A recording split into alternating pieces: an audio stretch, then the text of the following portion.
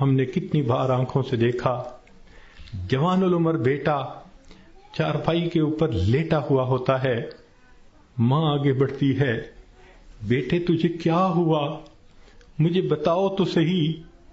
بیٹا خاموش ہوتا ہے، ماں رو کر کہتی ہے بیٹے تم تو میری ہر بات پہ لبیک کہا کرتے تھے، تم میرے اتنے فرما بردار بیٹے تھے، کیا ہوا؟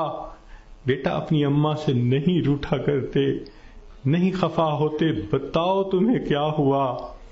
بچہ خاموش ہوتا ہے، بالآخر بیوی آگے بڑھتی ہے، میرے سرتاج، میرے ہمراز، مجھے تو بتائیے کیا ہوا، اگر آپ میری کسی بات پہ خفا ہیں میں آپ سے سوری کر لیتی ہوں، معافی مانگ لیتی ہوں، مجھے بتائیں کیا ہوا۔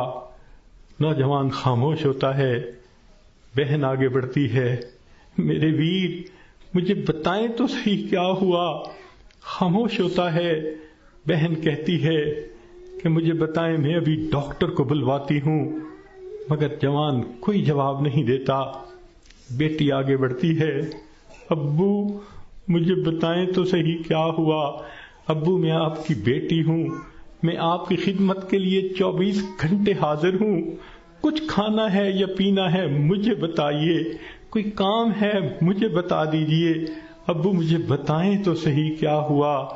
باپ خاموش ہوتا ہے، بیٹی روتی رہ جاتی ہے، ماں پھر آگے بڑھتی ہے، بیٹے میں نے کال کر دی ہے، ابھی ڈاکٹر کو بلواؤں گی، تمہارا علاج کرواؤں گی۔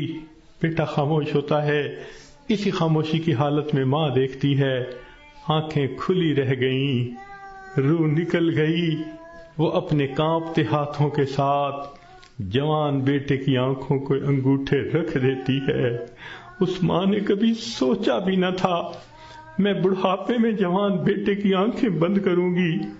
جب بچے کی روح نکل جاتی ہے، سب رو رہے ہوتے ہیں، کہنا شروع کر دیتے ہیں میت کو فلاں کپڑے میں رکھ دو، تھوڑی دیر پہلے یہ کسی کا باپ تھا، یہ نوجوان کسی کا بیٹا تھا، کسی کا بھائی تھا، کسی کا خاوند تھا، اب کیا ہوا؟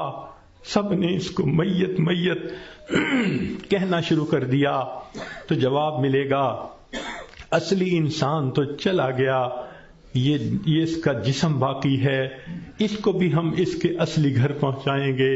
چنانچہ اس کو نہلا دیا جاتا ہے، کفنا دیا جاتا ہے، اور جنازے کا اعلان کر دیا جاتا ہے۔ اس کو لینے کے لیے کئی رشتہ دار کمرے کے اندر آ جاتے ہیں، بھئی تم کیوں آئے ہو؟ ہم اس کو اس کے اصلی گھر پہنچانے کے لیے۔ بھئی یہ گھر بھی تو اسی کا تھا، اسی نے پلاٹ خریدا، اسی نے نقشے بنوائے، اسی نے کمرہ بنوایا، اسی نے یہ مکان بنوایا، ماربل لگوایا، کہاں کہاں سے فرنیچر ڈھونڈا، کہاں کہاں سے بجلی کی فٹنگ خرید کے لایا، ابھی تو دیواریں بھی میلی نہیں ہوئی، تم اس کو لینے آ گئے ہو۔ سب کہیں گے یہ تو عارضی گھر تھا، اصلی گھر تو آگے ہے، 2 گز زمین کا ٹکڑا، چھوٹا سا تیرا گھر ہے۔ سب اس کو کندھوں پہ اٹھا لیتے ہیں، رشتہ دار جمع ہیں، سب قبرستان تک پہنچ جاتے ہیں، جنازہ پڑھتے ہیں، پھر قبر میں اتارنے کا وقت آتا ہے۔ شریعت کا یہ حکم ہے کہ جو قریب ترین رشتہ دار ہو وہ قبر میں اتارے۔ ہم نے اپنی آنکھوں سے یہ منظر دیکھے، جوان بیٹے کو باپ قبر میں اتار رہا ہوتا ہے، بھائی کو بھائی قبر میں اتار رہا ہوتا ہے۔ اللہ کی شان، یہ تو شریعت کی مہربانی ہے، اس نے عورتوں کو منع کر دیا کہ تم جنازے میں اور قبرستان میں مت جاؤ۔ اگر کبھی عورتوں کو بھی حکم ہوتا کہ تم جاؤ اور اپنے بیٹے کو دفن کر کے آؤ، مجھے تو لگتا ہے کتنی مائیں ہوتی جو جوان بیٹے کے ساتھ خود بھی دفن ہونا پسند کرتی۔ کیسی عجیب اللہ تعالیٰ نے مردوں کو ہمت دی ہوتی ہے، جوان بیٹے کو جس کے جسم پہ کبھی میلا کپڑا بھی باپ برداشت نہیں کرتا تھا، آج اس کو زمین پہ لٹا دیتا ہے، اپنے ہاتھوں سے مٹی ڈال دیتا ہے، بھائی مٹی ڈالتے ہیں، دوست مٹی ڈالتے ہیں، منو مٹی کے نیچے اس کو دبا کے اللہ کے حوالے کر کے آ جاتے ہیں۔ جب اللہ کے حوالے ہونا ہی ہے، اے انسان تو اپنے آپ کو آج اللہ کے حوالے کر دے۔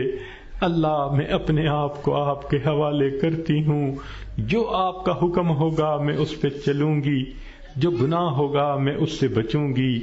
آج حوالے کریں گے تو اس کا فائدہ ہوگا۔ چنانچہ انسان کو بالآخر اللہ کے حضور جانا ہی ہے۔ حضرت علی عنہ فرمایا کرتے تھے، موت کی تکلیف کینچیوں سے کتر دینے سے زیادہ سخت ہوتی ہے، موت کی تکلیف دیگ میں بھون دینے سے زیادہ سخت ہوتی ہے۔ اگر موت کی تکلیف کا اندازہ لگانا ہو تو آپ عورتوں کو تو بہت آسانی سے لگ سکتا ہے۔ کئی مرتبہ آگ پہ کھانا بناتے ہوئے آپ کی انگلی جلی ہوگی، کتنے دن اس کی تکلیف رہتی ہے۔ کیوں کہ جہاں سے انگلی جلی وہاں کے گوشت سے روح سمٹ کر باقی جسم کے اندر آ گئی۔ اگر اتنی تھوڑی سی جگہ سے روح سمٹ گئی، اتنی تکلیف ہے۔ جب پورے جسم سے روح سمیٹ لی جائے گی اس وقت تکلیف کیا ہوگی، ذرا اس کو یاد کر لیجئے۔ آج وقت ہے ہم اس کی تیاری کر لیں، پھر موت کے وقت تکلیف ایسی نہیں ہوگی۔ چنانچہ حدیث پاک میں آتا ہے، جب مومن کی موت کا وقت آتا ہے اللہ تعالیٰ ملک الموت کو بھیجتے ہیں، جنت کے فرشتوں کو بھی بھیجتے ہیں، وہ جنت کی خوشبوؤں کے رومال بھی لے کے آتے ہیں اور اس بندے کے سینے پہ خوشبوؤں والا رومال رکھ دیتے ہیں۔ اس بندے کو جنت کی خوشبو آتی ہے، اس کا دماغ معطر ہو جاتا ہے اور اس کی روح کو ایسے قبض کرتے ہیں جیسے مکھن میں سے بال نکال لیتے ہیں۔ جب اس کی روح کو لے کے چلے جاتے ہیں اللہ تعالیٰ فرشتوں کو حکم فرماتے ہیں، دیکھو یہ میرا نیک بندہ تھا، روح کو قبض کر لیا گیا، اب جدھر سے اس کا جنازہ گزرے گا تم راستے کے دونوں طرف ادب سے کھڑے ہو جاؤ۔ سبحان اللہ، مومن کی کیا شان ہے، جہاں جہاں سے جنازہ گزرتا ہے فرشتے راستے کے دونوں طرف ادب سے کھڑے ہوتے ہیں۔ حدیث پاک میں آتا ہے، جس جگہ یہ بیٹھ کر نماز پڑھتا تھا زمین کا وہ ٹکڑا رو رہا ہوتا ہے، جہاں قرآن پڑھا کرتا تھا زمین کا وہ حصہ رو رہا ہوتا ہے، آسمان کے وہ دروازے روتے ہیں جہاں سے اس کے لیے رزق اتارا جاتا تھا۔ سبحان اللہ، یہ اللہ کے عاشق کی موت ہے۔ اس لیے کہا گیا کہ عاشق کا جنازہ ہے، ذرا دھوم سے نکلے، محبوب کی گلیوں سے ذرا گھوم کے نکلے۔ یہ عاشق کا جنازہ جا رہا ہے۔ پھر اس کو جب دفن کیا جاتا ہے حدیث پاک میں آتا ہے، اللہ تعالیٰ فرشتوں کو فرماتے ہیں، یہ میرا بندہ دنیا سے تھکا ماندہ آیا ہے، جاؤ اور اس کو جا کر کہہ دو، نم کنومت العروس، دلہن کی نیند سو جا۔ فرشتہ آ کے خوشخبری دے دیتا ہے، تم دلہن کی نیند سو جاؤ۔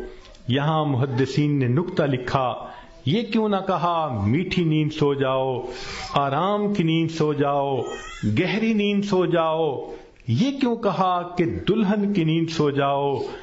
تو اس کا جواب انہوں نے یہ دیا کہ دلہن جب پہلی رات اپنے کمرے میں جا کر سوتی ہے اس کو وہی جگاتا ہے جو اس کا خاوند، اس کا محبوب ہوتا ہے۔ یہ مومن آج قبر میں دلہن کی نیند سو رہا ہے، کل قیامت کا دن جب ہوگا اس کو وہی جگائے گا جو اس کا محبوب حقیقی ہوگا۔ چنانچہ مومن قبر سے اٹھے گا، آواز آئے گی، یا ایتھا النفس المطمئنہ ارجعی الی ربک راضیۃ مرضیہ فادخلی فی عبادی وادخلی جنتی۔ مومن کی آنکھ کھلے گی، اللہ تعالیٰ مسکرا کر اس کا استقبال کریں گے۔ یہ کیسا خوش نصیب انسان ہے کہ جس نے اچھی زندگی گزاری، آج یہ دنیا سے آخرت کی طرف کامیاب ہو کر چلا گیا۔ اللہ تعالیٰ ہمیں بھی ایسی کامیابی والی زندگی گزارنے کی توفیق عطا فرمائے۔ وآخر دعوانا ان الحمد للہ رب العالمین۔